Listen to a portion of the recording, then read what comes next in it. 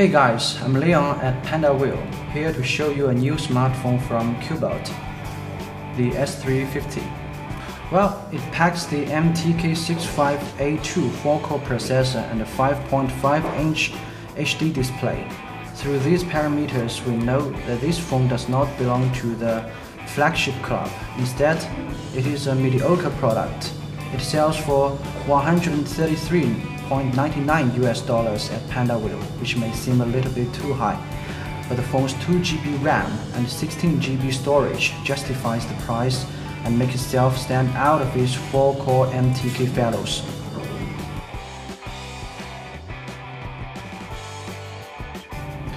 Let me have an in-depth review over the Cubot S350 step by step.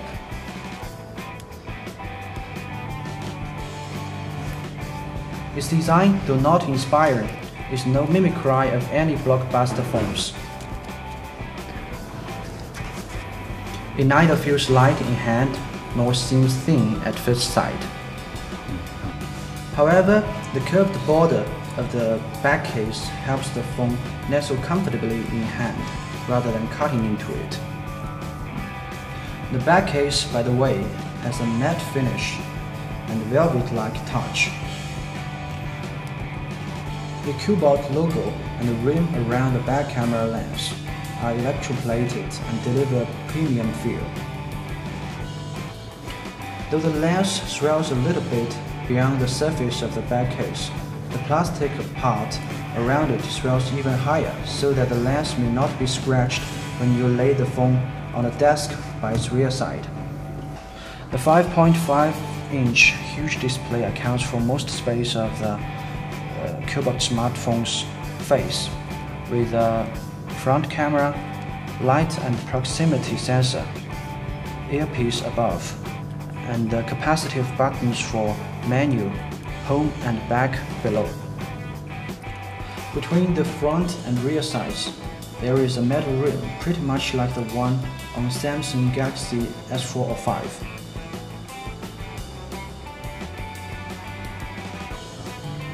The power button and the volume rockers sit on the right edge of the phone.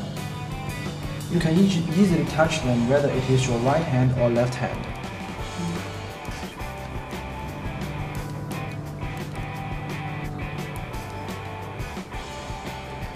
The audio jack and the USB port on the top, well, are as wide as you can witness the conducting plates inside. Quite inelegant, I think. And it might be more decent if one of the big holes were moved down to the bottom edge to balance the other. Quibbles aside, the phone looks neat in general, while I didn't find a major drawback.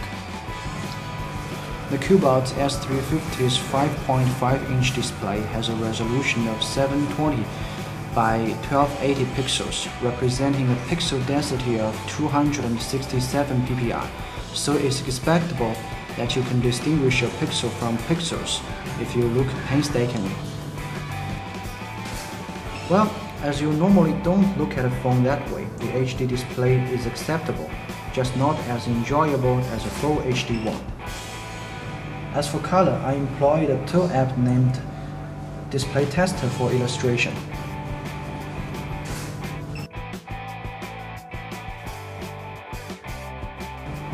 You can see through the color charts that Cubot S350's display presents both light and dark tones quite precisely.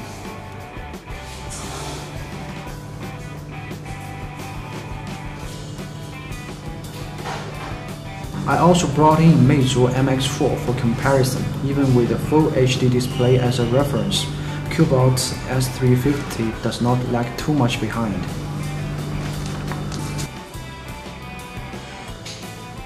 We all know that interpolated pixels are adopted everywhere among Chinese lesser-known cell phone brands, while the Cubot S350 is no exception.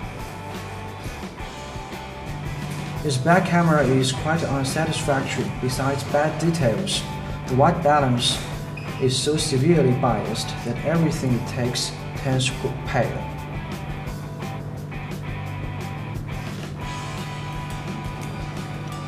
The front camera has the white balance problem too, but it captures enough details to form true-to-life selfies.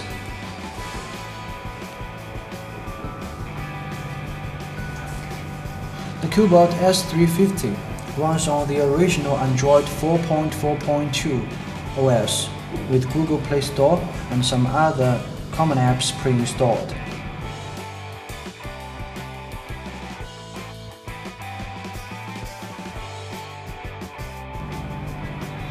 This is altogether a light-loaded operating system which occupies less than 30% of the 2 GB RAM without ongoing apps. The figure rose to over 60% in the environment of Meizu MX4, which packing the Flyme UI has a 2 GB RAM too.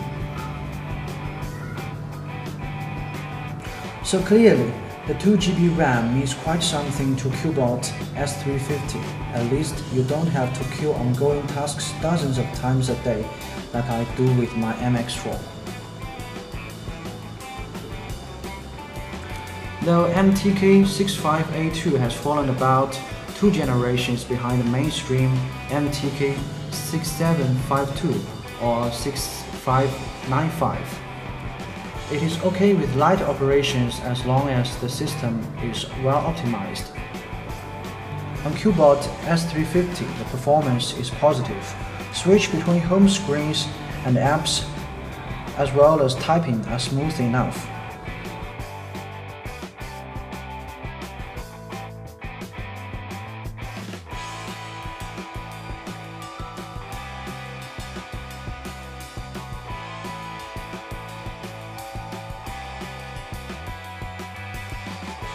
Some lightweight video games go well on the phone too, but about demanding games like Asphalt 8, forget it.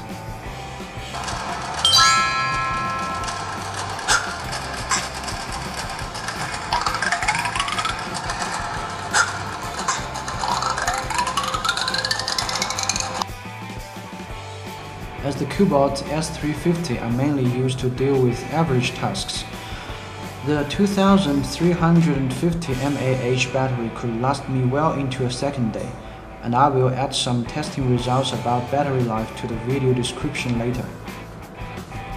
Generally, Cubot S350 is a well-functioning smartphone with good memory and bad camera.